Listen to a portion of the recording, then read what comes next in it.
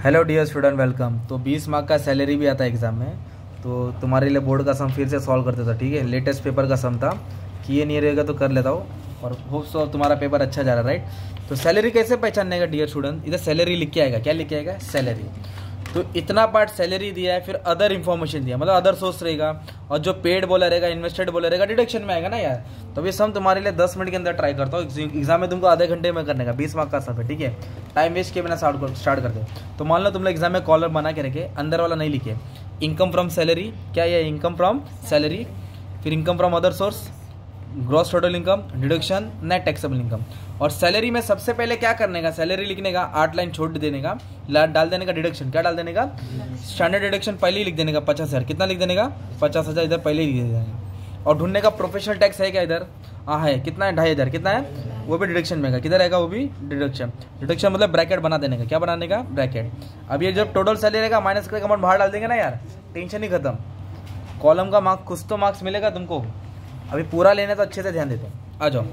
शास्त्री जी है, तो basic salary कितना है उनको? 8 लाख पर एनम। अगर पर मंथ बोले रहता तो मल्टीप्लाई कर दे, पर मंथ बोले रहता तो डायरेक्ट बेसिक सैलरी 8 लाख लिख देंगे। ओके, तो मैं एक काम करता हूँ, ये वाले कॉलम में लिख दो 8 लाख। तो बेसिक सैलरी कितना है? 8 लाख। डॉट मतलब ये वाला लाइन हो गया। ठीक है, 1 2 3 4 5। ओके, ये 8 लाख है, 5 0 है। नेक्स्ट क्या बोला है? DNS allowance. क्या मिल रहा है उनको? सैलरी के साथ डीएनएस अलाउंस मिल रहा है। कितना टक्का मिल रहा है? 25%। तो 25% अपनों को लिखना पड़ेगा। ठीक है, तो इधर लिखेंगे 25%। पर 25% किसका? Basic salary. तो बेसिक सैलरी कितना है? 8 लाख। तो 8 लाख का 25% 2 लाख आ जाएगा। ठीक है, इधर लिख देंगे 2 लाख। 1 2 3 4 5। ओके, 10 लाख तो उसका ऐसे हो गया साल का। फिर उसको कमीशन भी मिला। क्या मिला है? It is also part of salary, तो भी टैक्सेबल है। तो ये भी डॉट डाल देता हूँ, मतलब हो गया। कितना कमीशन मिला? 1 लाख। So simple, right. फिर कमीशन तो मिला है, लगता है मेहनती एम्प्लॉय, तो कंपनी बोनस भी दी। कितना दी बोनस? 75,000। तो वो भी आ जाएगा 75। बोनस में क्या सीन है? अगर बोनस रिसीव आएगा तो टैक्सेबल है, बोनस डिक्लेयर आएगा तो बता देना है, नहीं लिखना है। डिक्लेयर आएगा तो नहीं लिखना है, डिक्लेयर आएगा तो नहीं लिखना है। एडवांस सैलरी रिसीव, अगर एडवांस सैलरी 1 लाख से ज़्यादा रहेगा ना तो उसको नहीं लिखेंगे, कैपिटल रिसिप्ट होगा। एडवांस सैलरी 1 लाख से कम है तो टैक्सेबल में डाल देने का। तो कितना सैलरी मिला advance? 87,500। It is also part of salary. तो इसलिए मैंने पहले पेन से पहले लिख देता ताकि टाइम बचे, क्योंकि तुम लोग के लिए आधा घंटा वीडियो बनाओगे तो देखेंगे नहीं। अब इधर क्या नया चीज़ दिया है मालूम है क्या? House rent allowance. क्या दिया है? कंपनी इसको घर रहने के लिए 85,000 का, और जिसमें तो 25,000 एग्जाम्प्ट है। जब ऐसा आएगा ना, आपको क्या करना पड़ेगा मालूम है क्या? 85,000 इनर कॉलम में लिखेंगे, माइनस क्या करेंगे? एग्जाम। क्या लिखेंगे? एग्जाम। और ब्रैकेट में देखो दिया अंडर सेक्शन 10, वो लिख दो ना, जैसा जो वैसा लिख देने का। तो 25,000 क्या कर देंगे? कम कर देंगे। क्या कर देंगे? कम। तो 85 में तो 25 गया तो कितना आएगा भाई? 60। तो 60,000 का अमाउंट है हाउस रेंट अलाउंस। ऐसे एग्जाम बोले रहेगा तो हटा देना है। फिर कंपनी उसको घूमने फिरने का भी दी, जा इमेजिक जा, थिएटर जा, मतलब एन्जॉयमेंट, गोवा के लिए एंटरटेनमेंट अलाउंस रिसीव 75,000।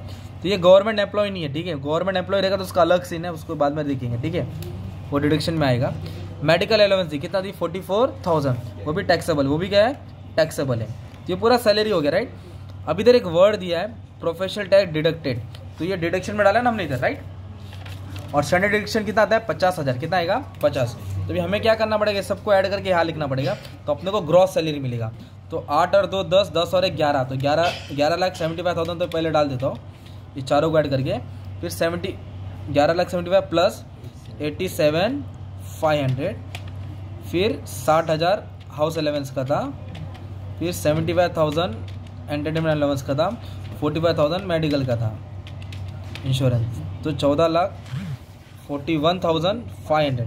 ये ग्रॉस सैलरी हो गया। क्या हो गया? Gross salary, total salary. Heading का नाम दे देना। इसमें तो दोनों माइनस करेंगे।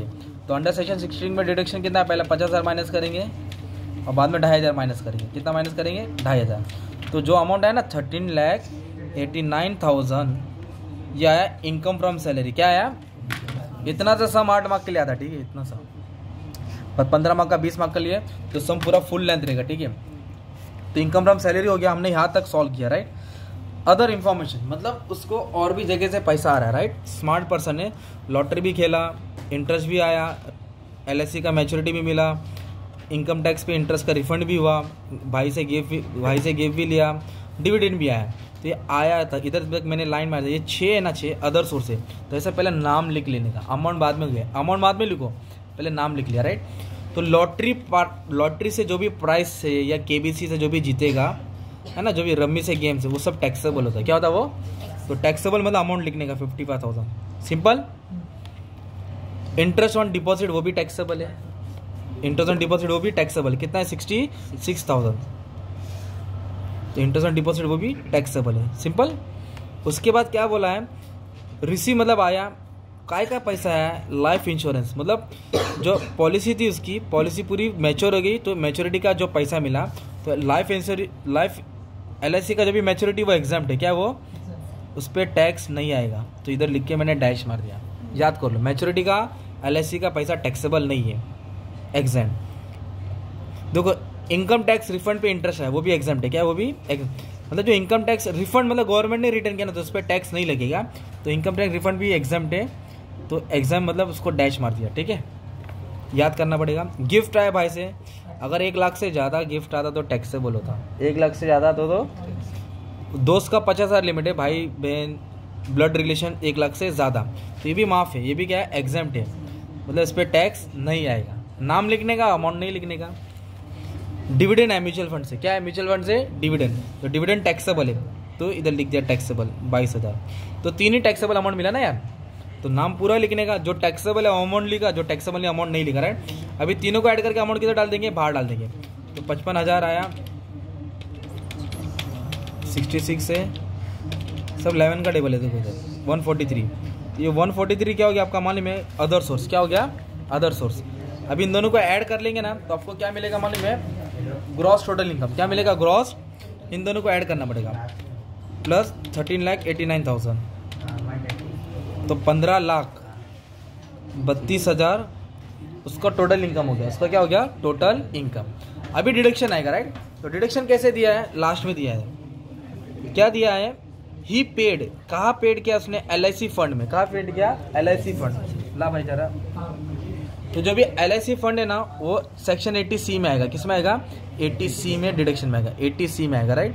लाइफ इंश्योरेंस LIC फंड जो भी है ना, LIC 80C में डाल देंगे। LIC फंड क्या वो डिडक्शन में आएगा? किस में आएगा वो? डिडक्शन। तो कितना फंड में जमा किया उसने?